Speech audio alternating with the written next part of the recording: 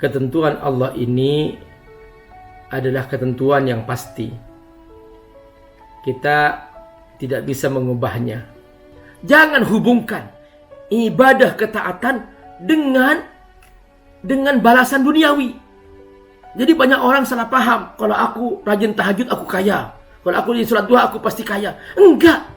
Kita sholat duha saja. Enggak usah hubungkan dengan kaya miskin. Ar-Rahman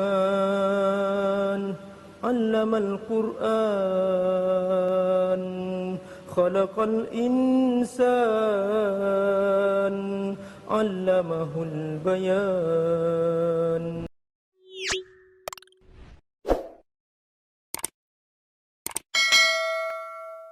Bagaimana cara kita yakin menerima takdir yang telah Allah berikan?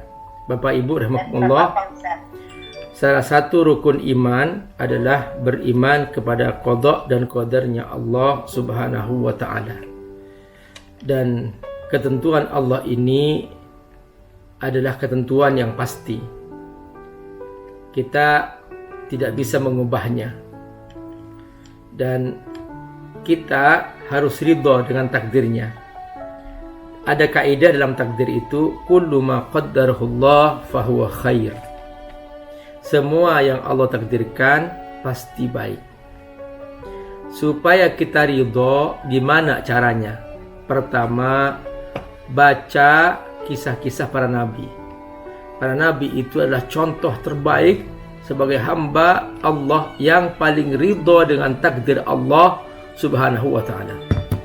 Bapak Ibu, kalau baca kisah para nabi, mereka adalah orang-orang yang paling kuat iman kepada takdir Allah. Karena ujian mereka sangat berat. Asyaddun nas ibtila'an al-anbiya. Paling beratnya ujian adalah para nabi. Summal awliya, lalu para wali Allah. Summas salihun, lalu orang soleh. Jadi para nabi itu adalah orang-orang yang ridho, ini pasti takdir Allah gitu. Ridho. Ujian kita ini ringan Bapak Ibu. Ringan ujian kita itu. Gak ada apa-apanya. Nabi itu belum lahir udah diambil ayahnya. Umur 6 tahun ibunya diambil. Baru merasa senang diasuh oleh kakeknya diambil. Merasa aman diasuh oleh pamannya Abu Thalib dan didampingi oleh istrinya Bunda Khadijah. Dua-duanya Allah ambil. Lalu kemudian setelah itu diboikot oleh orang kafir Mekah. Sampai 3 tahun makan daun-daunan. Tidak mengeluh sedikit pun. Jadi para sahabat itu adalah contoh bagaimana mereka ridho dengan takdir Allah. Sampai diberi gelar radhiyallahu anhum wa radu'an. Maksudnya apa? Mereka adalah orang-orang yang ridho dengan takdir Allah. Dan mereka siap ridho menerima agama Allah. Dan mereka nggak pernah mengeluh dengan ujian apapun. Dalam perang apapun, hijrah, tinggalkan bisnis dari kota Mekah, kota Madinah, nggak ngeluh. Ja'far bin Abi Thalib dipotong tangannya, nggak ngeluh, nggak mengatakan aduh, enggak. Kita kan sakit sedikit, aduh, sedikit-sedikit, aduh, Pak Ustadz aku nggak sembuh-sembuh. Itu kita tuh banyak mengeluhnya. Sampai Imam Al-Jauzi mengatakan bahwa inna salaf yatasabaquna alla yata'awwa fi jami' ibtila'ihim.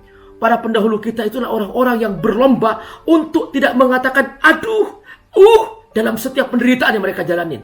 Sakit apapun, seperti apapun. Itu. Jadi itu pertama kali baca kisah-kisah mereka, baca kisah-kisah para sahabat. Ujian kita kecil Bapak Ibu. Gak ada apa-apanya. Benar. Nah itu yang harus kita pahami.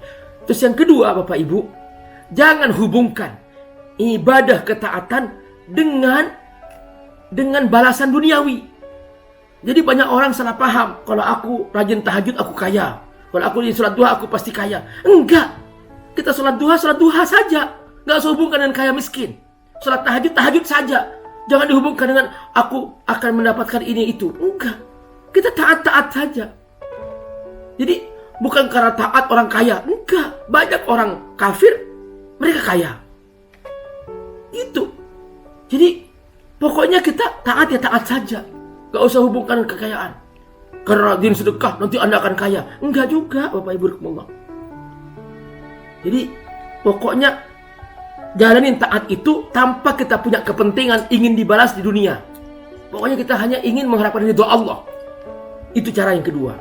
Cara yang ketiga rahimakumullah, Jangan banding-bandingkan diri kita dengan orang lain. Masing-masing kita punya nasib gitu. Si fulan sehat, aku sakit. Ya sudah, nikmati aja sakit kita. Nggak usah kita banding-bandingkan. Si fulan kenapa kok kaya, padahal dia adik kelas saya. Kenapa aku miskin? Ya itu yang membuat tidak ridho. Itu yang membuat kecewa sama Allah. Gitu. Nggak usah banding-bandingkan. Biarkan kita nikmati apa yang Allah takdirkan. Kita ridho dengan apa yang Allah takdirkan. Jangan bandingkan suamiku dengan si fulan. Kenapa kok suamiku begini ya, padahal aku lebih cantik? Kenapa kok suami fulan lebih kaya, padahal dia nggak cantik aku? Nggak usah banding-bandingkan. Masing-masing punya nasib. Gitu. Yang membuat tidak ridho itu kenapa? Karena suka banding-bandingkan. Nah itulah cara kita ridho dengan takdir Allah Subhanahu wa taala. Assalamualaikum warahmatullahi wabarakatuh. Alhamdulillah wassalatu wassalamu ala Rasulillah wa ala alihi wa sahbihi wa man. Teman-teman rahimakumullah, Abi Amir mengasuh sebuah pesantren Fat Institute. Pesantren Fat ini ada di Jakarta, ada juga di Sukawangi, Bogor. Mereka rata-rata adalah anak-anak yatim duafa dan mereka belum punya asrama, belum punya masjid, dan juga mereka membutuhkan pembebasan lahan untuk pesantren.